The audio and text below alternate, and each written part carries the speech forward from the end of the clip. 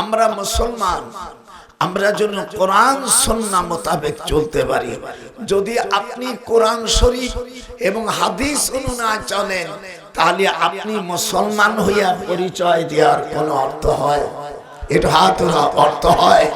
আপনি একটা দল করতেই পারেন, তাইতে আপনি জান্নাত যেতে পারবেন না। আপনাকে জান্নাতে গেলে কোরআন ও সুন্নাহ মোতাবেক চলতে হবে। বাবাজি একটু কথা বলেন, ঠিক নেবে? ঠিক, একটু হাত ওরা জড়ো। আপনি ওই কোন পরিচয় না, পরিচয় আপনার কোরআন ও সুন্নাহ। হুজুর বলেন, ফাআলাইকুম বিসুন্নতি ওয়া সুন্নাতিল খুলাফায়ে war রাশিদিন।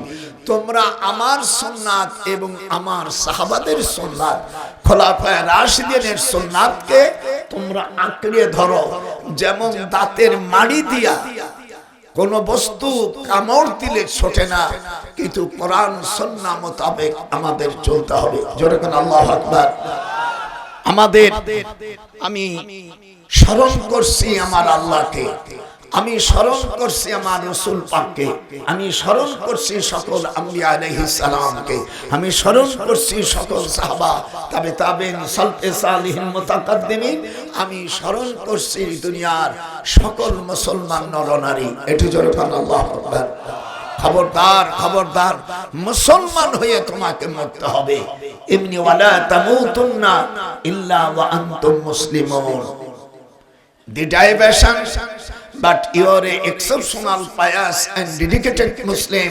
But there are those who, if we establish them in the land and establish regular prayer, give regular charity and right and forbid wrong to decision of all affairs, and surely thou hast supplied morals. আমি আপনাদের সামনে আল্লাহ পাকের কালামের কোরআনের তাফসীর করব। 15টা ইলম ছাড়া কোরআনের তাফসীর করা হারাম। সে কি 15টা জিনিস দেশ এবং প্রবাসী মিডিয়ার মাধ্যমে যাবে, আমার সাথে গোনেন। আমি বলবো, খালি আপনারা বলবেন। ইলমে লুগাত, ইলমে নাহু, ইলমে সরফ, ইলমুল ইশতিকাক, ইলমুল মানি, ইলমুল বায়ান, ইলমুল বদি, ইলমুল কিরাত, উসুল হাদিস, নাসিখ, মানসুখ, শুনে নজুল, তারিখ, আও ইলমুল মাওয়াহিব। এই 15টা ইলম ছাড়া তাফসীর করলে হুজুর কি বলছেন? মান ফাসসারাল কুরআনা বিরাইহি ফালিয়াতাবাওয়া মাকাদাহু মিনান নার। এই বিষয়গুলো জানা না জানে কোরআনের তাফসীর করবে, হুজুর বলছেন তার বাসস্থান জাহান্নাম। এটা হাত উঠায় আল্লাহকে দেখান। আসলে আজ আমাদের দেশে আসে বক্তারা গান গায়, 4-5টা গান গাওয়া হারাম। বেটা তুই গান গা, শিল্পী নাম দেশ তোর। শিল্পী তো একটা কয়েকদিন বাউল, আবুল হোসেন বাউল, সে আল্লাহকে অকথ্য ভাষা বলছে। আমি ইউটিউবে দিয়েছি 24 জান্নাতের আলো, তো আমি দিয়েছি যে বুকে ধরে ফাঁসি দেওয়া হয়। যে বিচারপতি তুমি ফাঁসি দিয়েছো, কিয়ামত ইসি, অর্থাৎ এই ফাঁসির আসামিকে জামিন দিয়েছো, তোমারও বেহেশতে যাওয়ার খবর আছে। তুমি দুনিয়ার হয়তো স্বার্থের জন্য দিয়েছো। আমিও একজন আইনের, ঢাকা বিশ্ববিদ্যালয় আইনের প্রফেসর। এই আসিফ নজরুল উপদেষ্টা, আমি যখন ঢাকা বিশ্ববিদ্যালয় প্রফেসর, ও তখন অনার্সে কেবল ভর্তি হয়। এই জন্য আমি বলবো, আল্লাহর দ্বীন জমিনে প্রতিষ্ঠিত হোক। জোরে আমিন। একটু দুই হাত উঠা, নারে তাকবীর, নারে তাকবীর।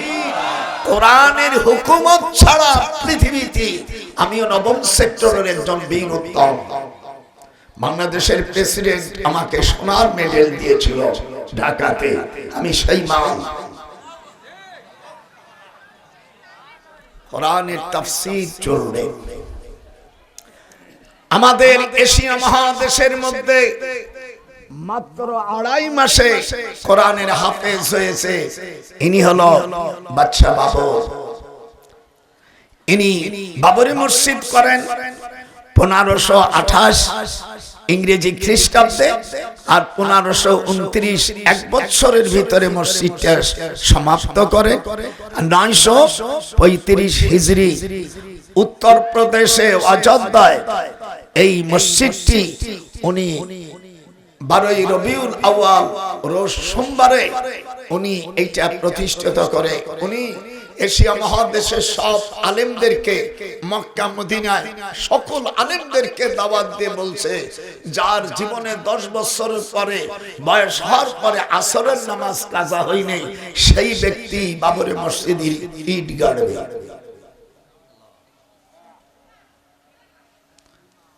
সময় দেশে কেউ নাই। অযোধ্যায় প্রাঙ্গণে লক্ষ লক্ষ মুসলমান আলেম ওলামা, বাদশা বাবর উনি বললেন যে আমি 7 বছরতে নামাজ পড়ছি, কিন্তু 10 বছরের পরের থেকে আমার আসরের নামাজ এবং তাহাজ্জুদের নামাজ কাজা হয়নি। আল্লাহু আকবার বলবেন না কেন?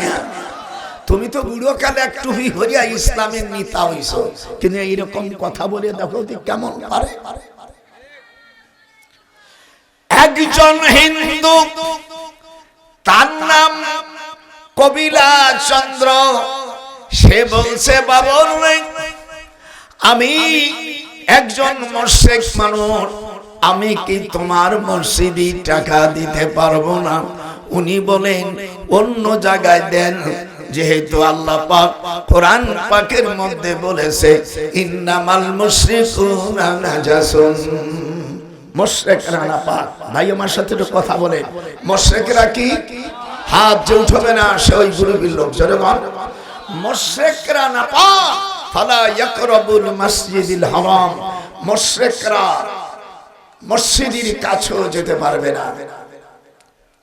আপনার বন্ধু তাদের ধর্মে তারা করবে, হিন্দু ভাইরা তাদের ধর্মে তারা করবে, কিন্তু মসজিদে দান করলে সেই দানের অবস্থা কি হবে আল্লাহ পাক কোরআন শরীফে কি বলছে তা আমি এক যুগে রিলি করে শোনাবো।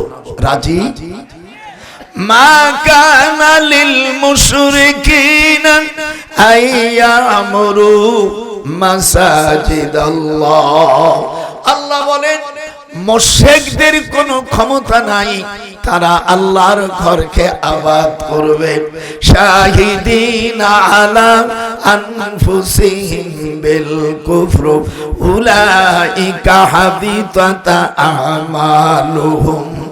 যদি মুশরিকরা, কাফের, ইহুদি, নাসারা এরা যদি দান ধ্যান করে, সেই দান ধ্যানকে আল্লাহ তাআলা উলাইকা হাবিতাত আমালুহুম সব বাতিল করে দেবে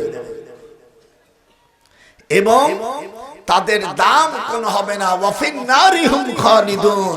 ওই মসজিদে বেধর্মীরা টাকা দিলে যে জান্নাতি পারবে, আল্লাহ তাআলা তার দলিল দিচ্ছে, অবশ্যই তারা জাহান্নামে থাকবে। কথা কি বুঝছেন? এরপরে এই মসজিদের আবাদ কারা করবে? ইন্নামা ইয়ামুরু, এবারে পরের আয়াত আসছে, যারা মসজিদের দেখাশোনা করবে, ইসলামের কাজ করবে, রাষ্ট্রের কাজ করবে। কোন মুসলমান ইসলামী রাষ্ট্র হলে কোন মুশরিক অথবা কোন দায়িত্ব নিতে পারবে না। ইন্নামাল মুশরিকুনা নাজাসুন, মুশরিকুনা নাজাসুন, মুশরিকরা নাপাক। একটু জোরে কোন মুশরিকরা কি? আর আরো জোরে বলেন মুশরিকরা কি? আল্লাহ রাব্বুল আলামিন বলেন ইন্নামাল মুশরিকুনা নাজাসুন ফালা ইয়াকরাবুল মাসজিদিল হারাম। ওলীদ ইবনে মুগীরা হুজুর সাল্লাল্লাহু আলাইহি সাল্লামের দাদির আপন মামাতো ভাই। ওলীদ ইবনে মুগীরা সে বলল, আবু জাহেল, মুহাম্মদ সাল্লাল্লাহু আলাইহি সাল্লামকে আমি জেলে রাখবো, তুমি আমাকে একটি শর্ত দেবা। জিদ্দা অর্থাৎ জাহাজ ঘাটা, পৃথিবী থেকে যত জাহাজ আসবে, যত টাকা হবে, এই টাকার অর্ধেকটা আমাকে দেবার তুমি নেবা। সেনাবাহিনী প্রধান ওলীদ ইবনে মুগীরা। ওলীদ ইবনে মুগীরা এই দাবি করলো। আবু জাহেলের সেনাবাহিনী প্রধানের নাম ওলীদ ইবনে মুগীরা। একটু হাত উঁচান। আল্লাহ পাক সাথে সাথে ওলীদ ইবনে মুগীরার জন্মের কথা, গোপন কথা হুজুরকে কাবা শরীফের মধ্যে জানিয়ে দিলেন। উতুল্লিম বাদা যালিকা জানিম। এখানে যারা উলামায়ে কেরাম আছে, সূরা কলমের 13 নম্বর আয়াতে আল্লাহ বলে দিলেন সে হলো জারদ সন্তান। হাত উঠা, যদি না তাকে একটা শব্দ ভুল দেখাইতে পারিস গাইবান্দার লোক, আমি ধন্যবাদ দেব তোমাকে। উলামায়ে কেরাম রেডি থাকবে, আমি যেন কোন শব্দ যেন বেরিয়ে না, আপনি উল্টো বলেন আপনাকেও ছাড়ব না।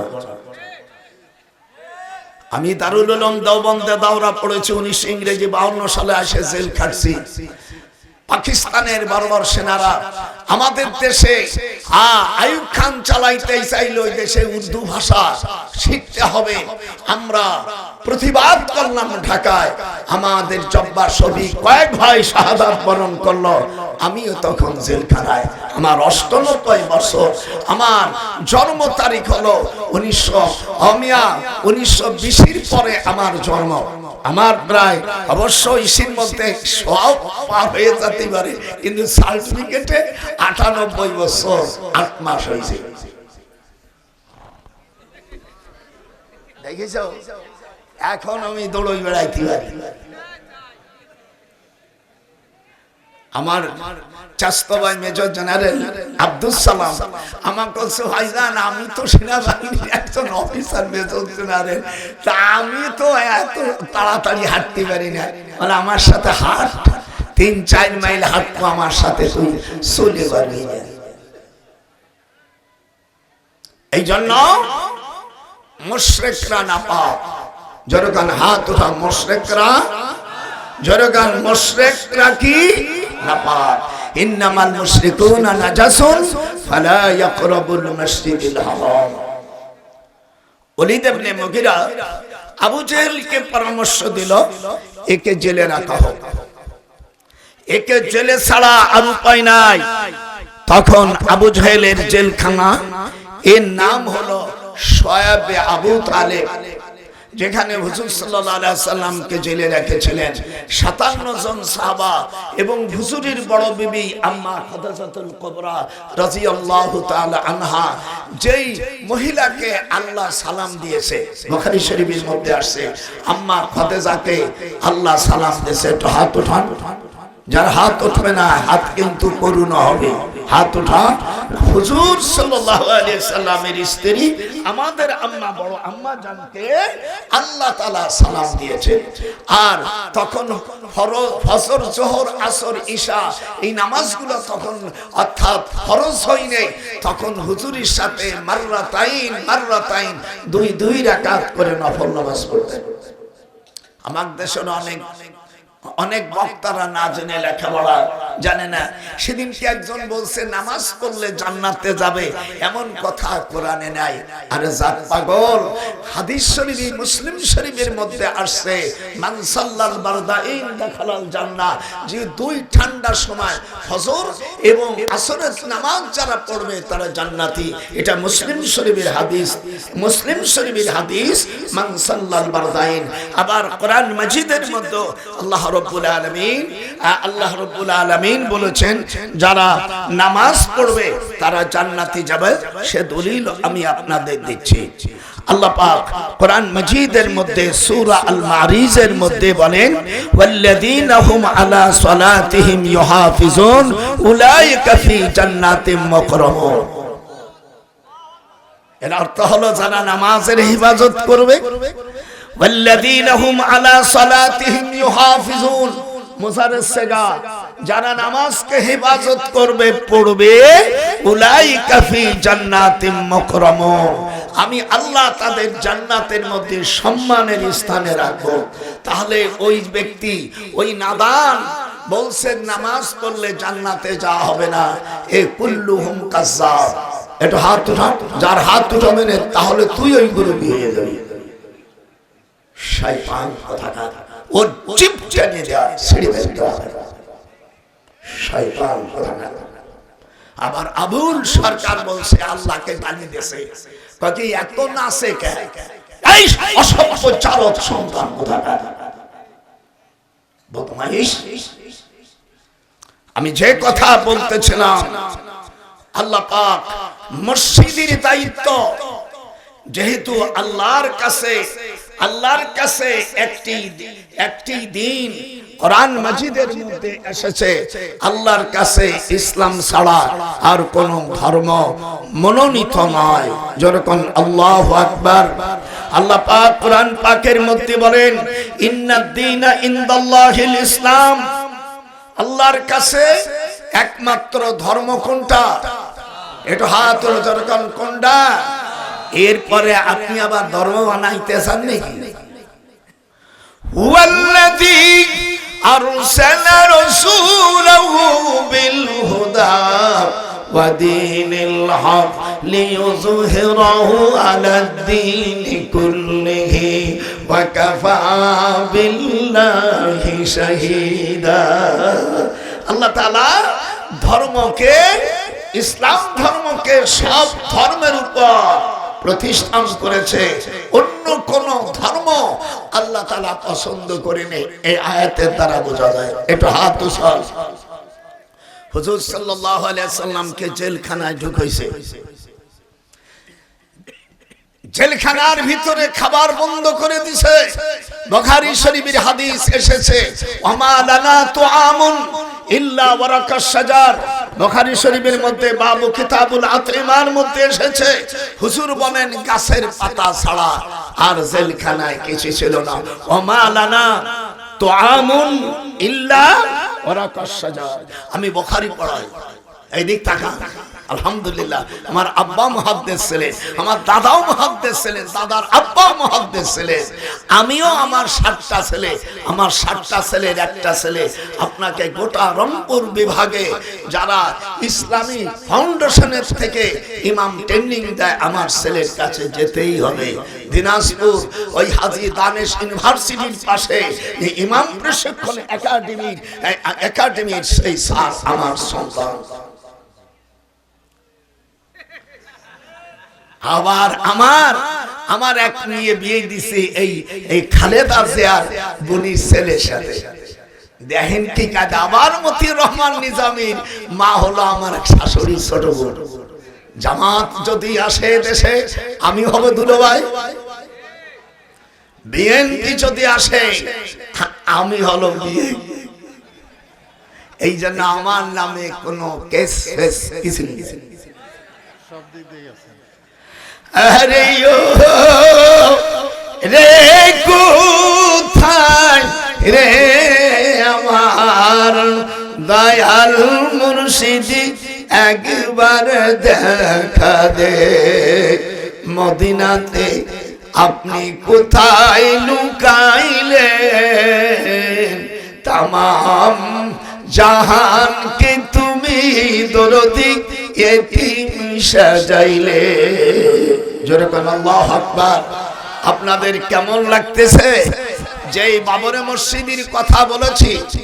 এই বাবরে মসজিদ তৈরির জন্য ভারত সরকার অর্থাৎ বর্ধম ইসি মুর্শিদাবাদে এক আমিয়া আল্লাহ মুর্শিদাবাদ বেলডাঙ্গ বাবরি মসজিদ তৈরির জন্য তারা 362 কোটি টাকা তারা ধার্য করেছে, তুলে ফেলেছে।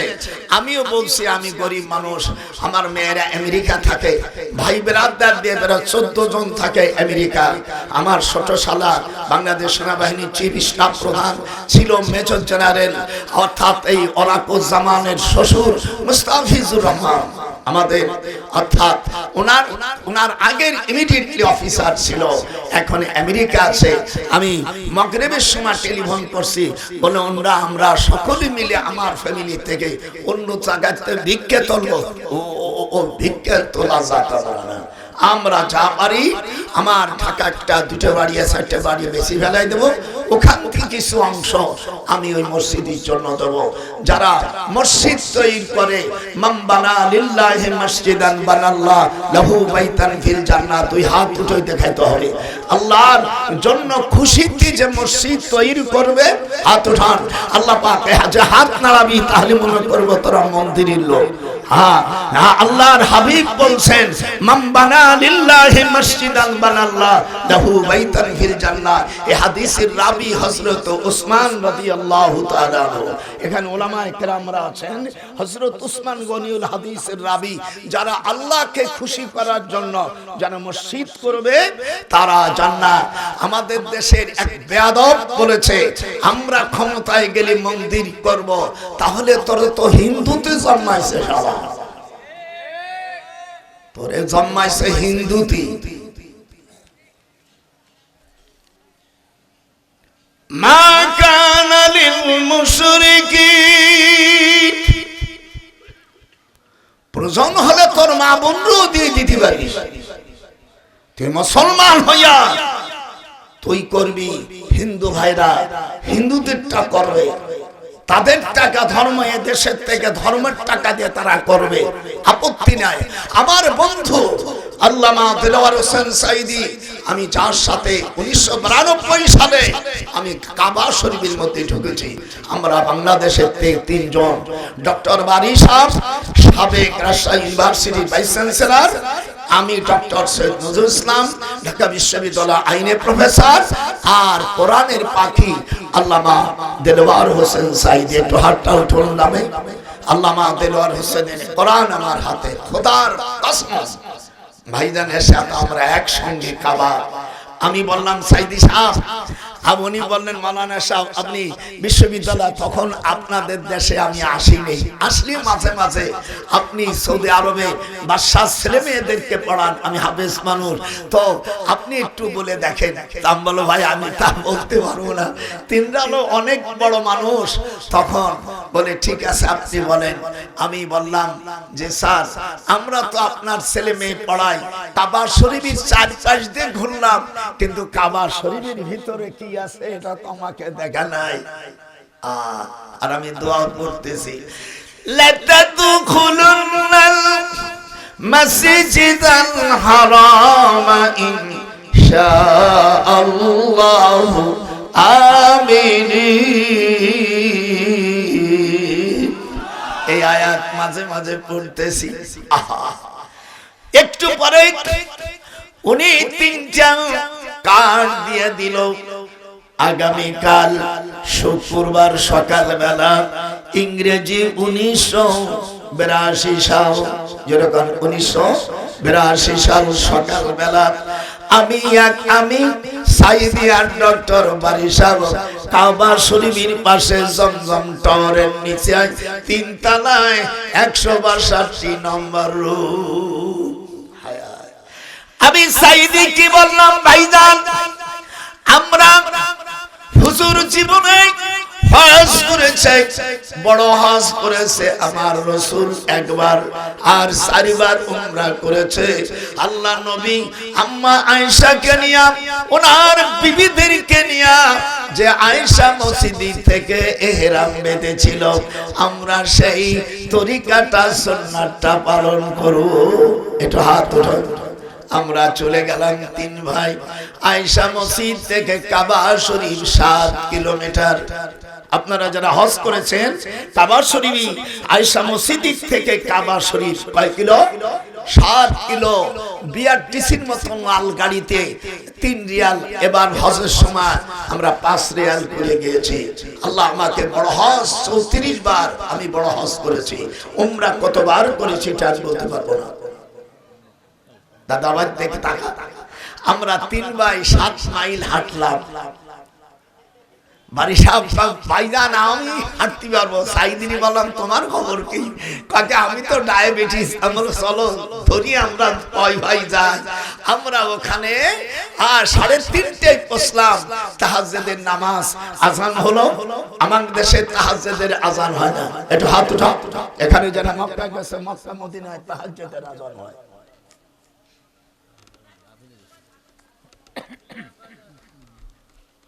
আপনাদের কেমন লাগতেছে? ও মাহফিলে খরচ হলো দেখতে, আগেই যদি ভিক্ষা চাই, বিয়ে নয় করতে যদি কেউ বাচ্চা কবে হবে?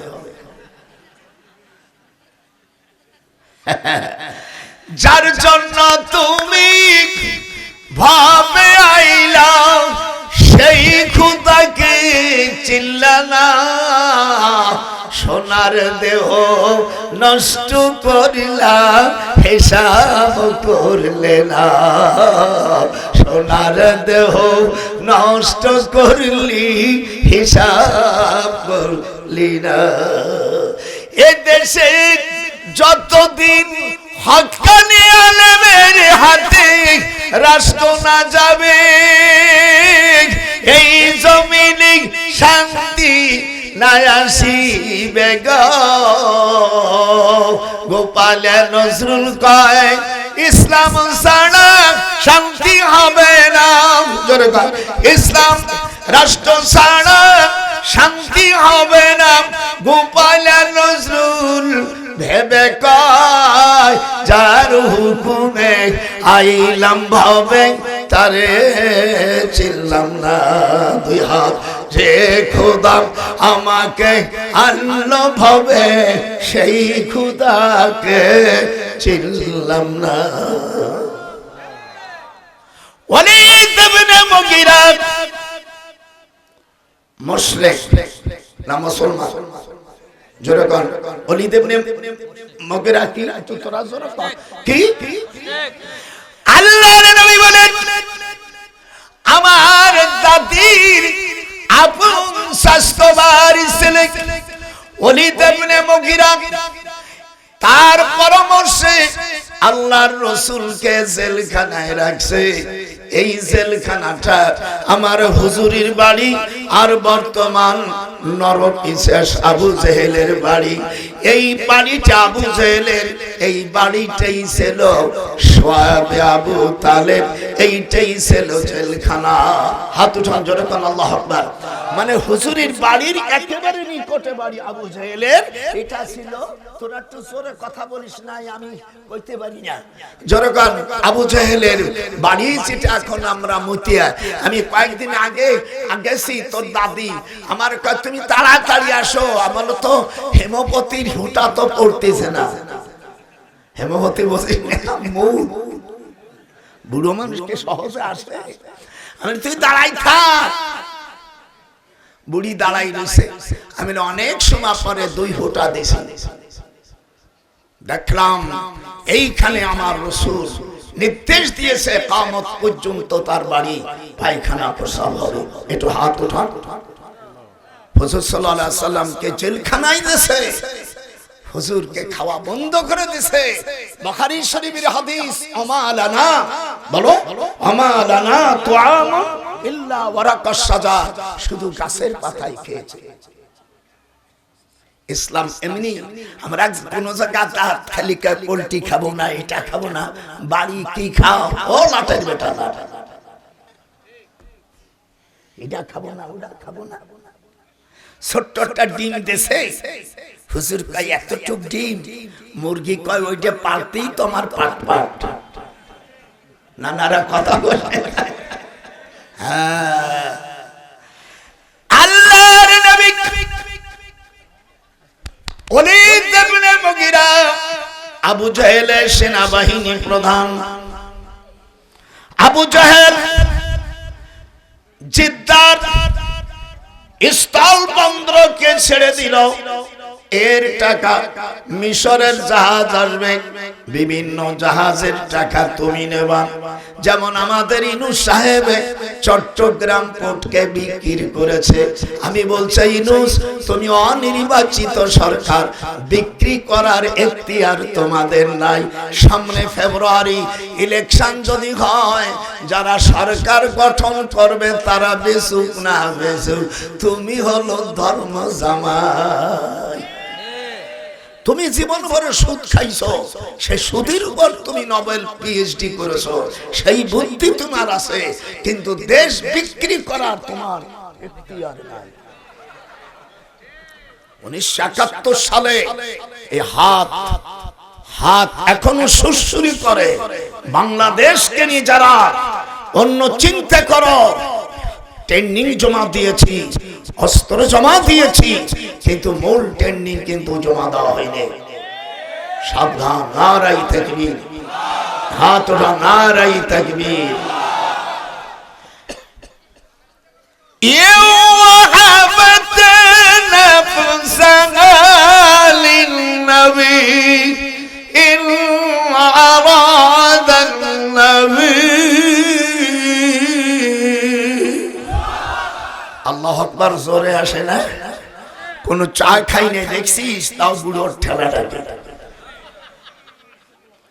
ওয়ালা তুতিল কাফিরিনা ওয়াল মুনাফিকিনা ওয়াদাউ আদাউ ওয়া তাওয়াক্কাল আলাল্লাহ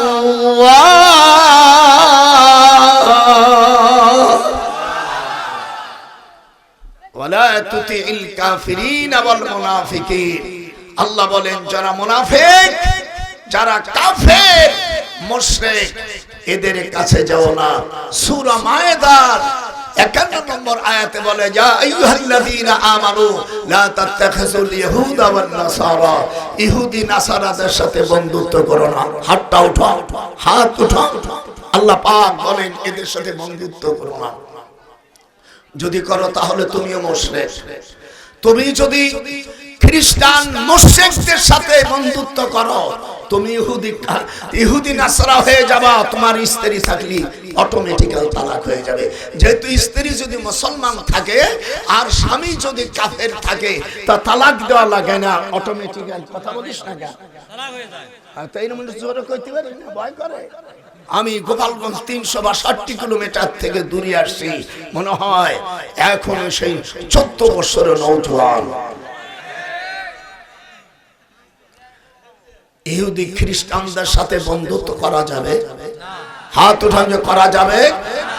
আল্লাহর কাছে আমি বলছি, আল্লাহর সামনে পার্লামেন্ট জানো আজ 51 আর 71 সালে এদের স্বাধীন হওয়ার পরে 16 ডিসেম্বর থেকে এই পর্যন্ত যারা গেছে পার্লামেন্টে, কোরআন হাতে রেখে বলছি আজ পর্যন্ত নামাজের বিল আনে নেই। হাত উঠা, একটু হাত উঠা জোর কান।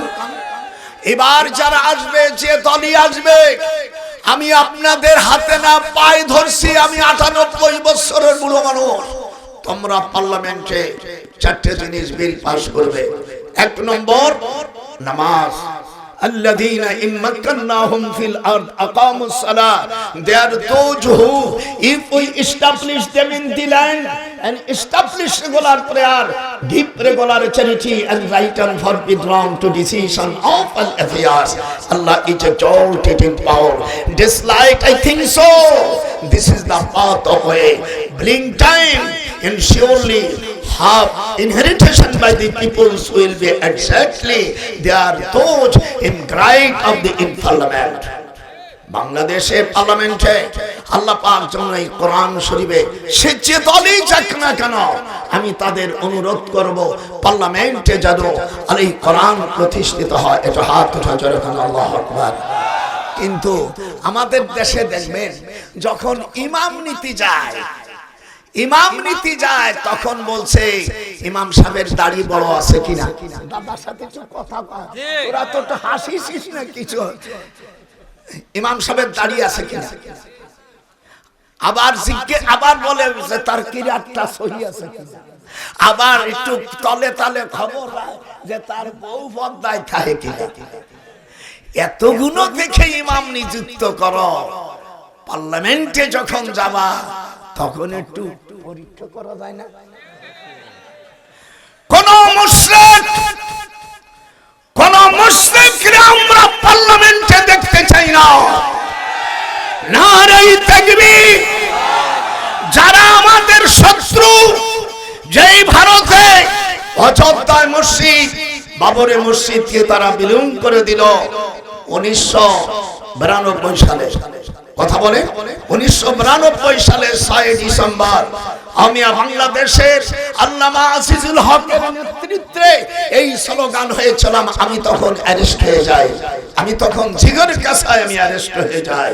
তখনকার সরকার আমাকে বন্দী করে জেলে পাঠাইছিল। আমি সেই লোক ইউসুফ আলাইহিস সালাম যে আল্লাহর বিধানের জন্য জেল খাটবে, যে কোরআনের জন্য জেল খাটবে, আসমানি কিতাবের জন্য জেল খাটবে, আল্লাহর দ্বীন প্রতিষ্ঠার জন্য যারা জেল খাটবে তারা হযরত ইউসুফ আলাইহিস সালামের সাথে জান্নাতে থাকবে।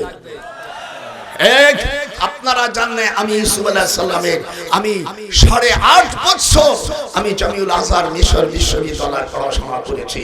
আমি মিশরের রাজধানী থেকে 26 কিলোমিটার দূর হলো হযরত ইউসুফ আলাইহিস সালাম যে জেল খেটেছিলেন, ওই জেলখানার কাছে যে হাতটা দে ওইখানে জুলাইখা বলছিল ক্বালাত হাইতালা, আসো। ইউসুফ আলাইহিস সালাম বলেন ক্বালা মাযাল্লাহ, আল্লাহ তুমি আমাকে বাঁচাও। দেখছেন নবী কাকে বলে? ওই ইউসুফ আলাইহিস সালামের সাথে ক্বালা রাব্বিস সিজনু আহাব্বু ইলাইয়া মিম্মা ইয়াদউনানি ইলাইহি, বলছে আল্লাহ আমি ওই মহিলার অন্যায় কাছের থেকে আমি যদি জেল খাটি সেটা আমার জন্য শ্রেয় হবে, সেটা আমার জন্য অবিধ হবে। আমি মুশরিকের সাথে আমি বন্ধুত্ব করতে চাই না। যারা আমার দেশে মুশরিক আছে তাদের সাথে যারা বন্ধুত্ব করবেন তারাও মুশরিক, তাদের স্ত্রীগুলো তারা। এই মিডিয়া এটা দিবি, কোন মুশরিকরে আমরা বন্ধুত্ব করতে চাই না। আপনার হাত উঠান। কোন মুশরিকরে আমরা ভোটও দেব না, যদি দেন তাহলে আপনার স্ত্রী তারা। সোজা ফতুয়া, বুড়োকে তো দেখিস নে গোপালীয় মাল। কোন মুশরিকদের সাথে আমাদের কোনো সম্পর্ক নাই। আপনারা বলেন হাত উঠে আল্লাহকে বলে আমরা মুশরিকদের সাথে, তুই হাত উঠাস না কেন? হাত উঠান। বলে আমরা কোন মুশরিকদের সাথে সম্পর্ক করতে চাই না, আমরা ওদের ভোট দেব না। যদি ইচ্ছে করে দেন আপনাদের স্ত্রী তারা।